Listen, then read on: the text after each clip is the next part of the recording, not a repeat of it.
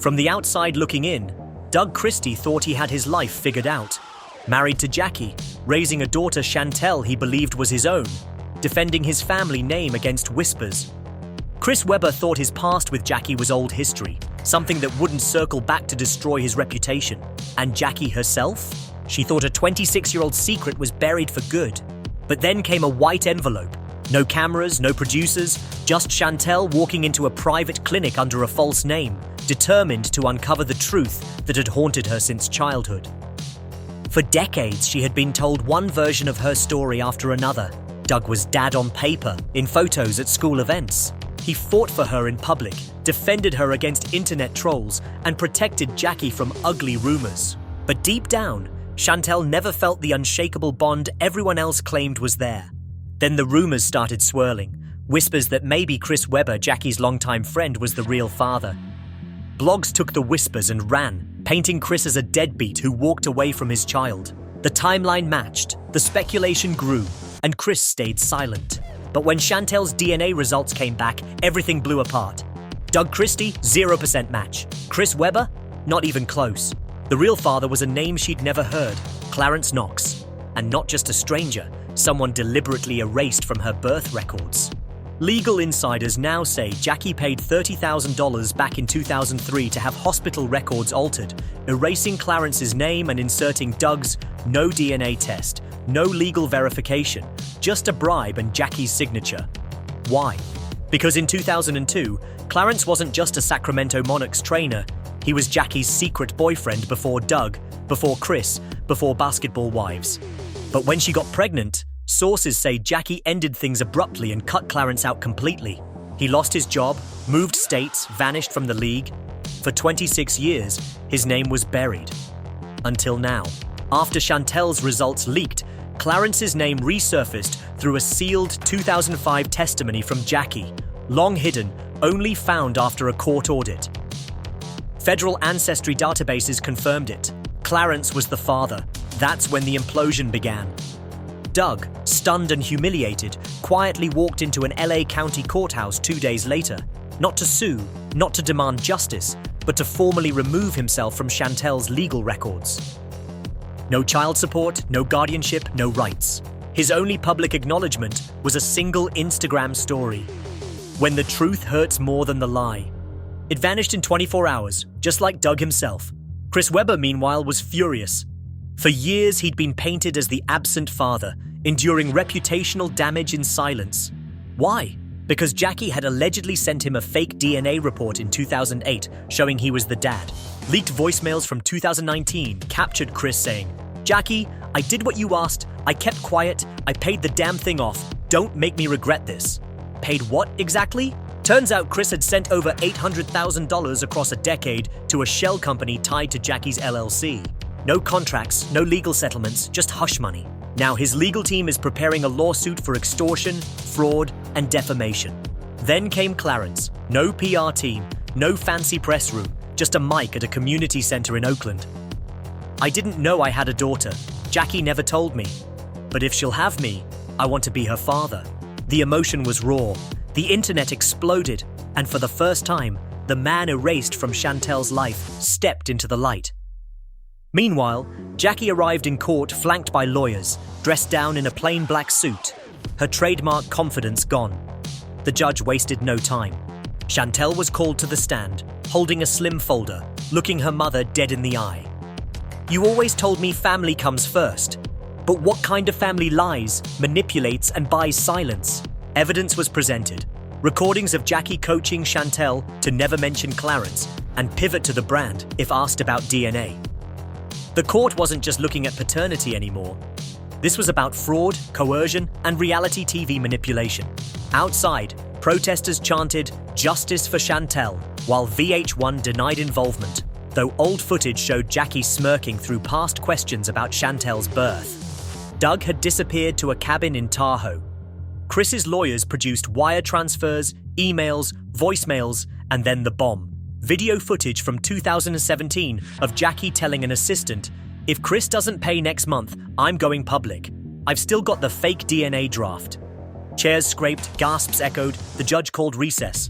By the time court resumed, the FBI had entered the picture. An agent from the identity fraud unit testified the $30,000 bribe was real, hospital visit logs were subpoenaed, and evidence of cross-state extortion was found.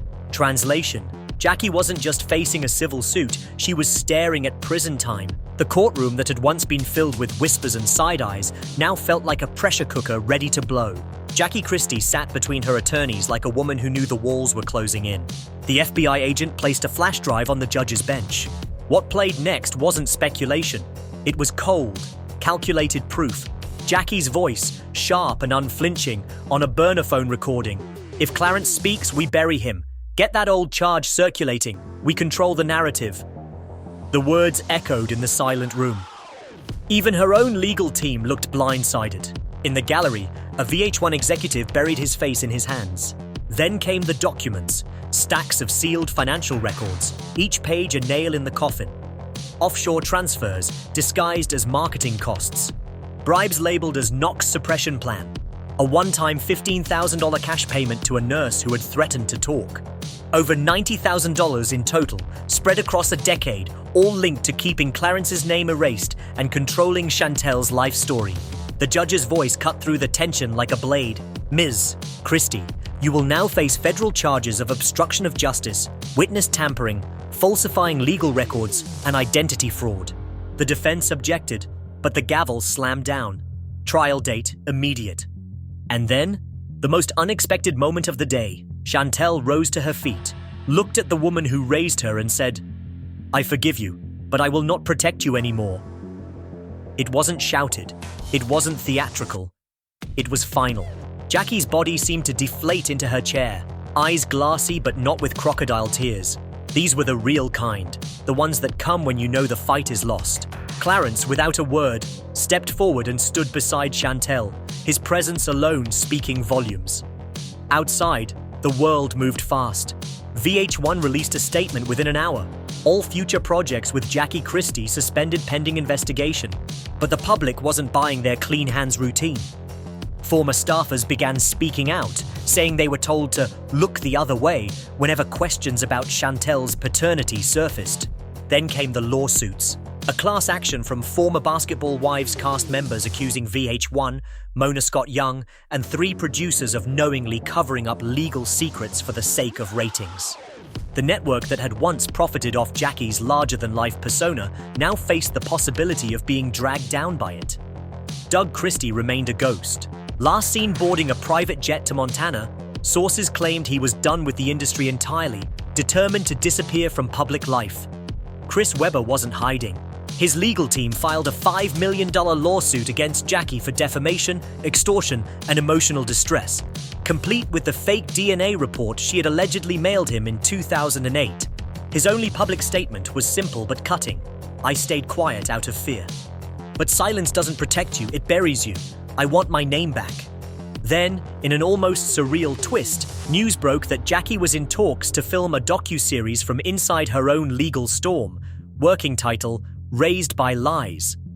It promised court documents, never-before-heard recordings, childhood footage, and Jackie's side of the story. Social media erupted. Was this a last-ditch money grab or an unfiltered confession?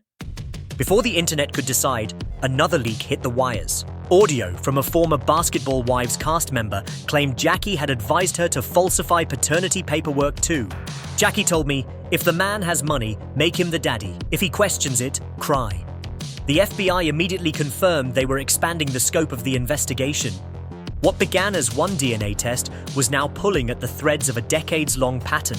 Manipulated birth records, forged documents, silenced witnesses, and reality TV storylines built on outright lies. The industry was watching nervously. If Jackie's alleged scheme was proven, it could implicate multiple networks, producers, and public figures. Inside the courthouse, the trial unfolded like a made-for-TV drama. Only there were no retakes, no scripts, no edits to protect reputations. The prosecution painted a picture of a woman willing to rewrite history, ruin reputations, and erase a father to control a narrative. They brought in the retired hospital administrator who admitted taking the bribe. They showed the jury a spreadsheet of hush payments linked directly to Jackie's accounts. They even brought in a digital forensics expert to confirm that the fake DNA report sent to Chris Webber was created on Jackie's personal laptop. The defense tried to pivot, claiming Jackie's actions were emotional mistakes made in the interest of protecting her child. But the prosecution countered with recordings of Jackie laughing about owning the storyline and making them dance to my tune. Outside, protest signs filled the streets. Justice for Chantel, jail Jackie Christie, VH1 New. Inside, the judge reminded the Jayuri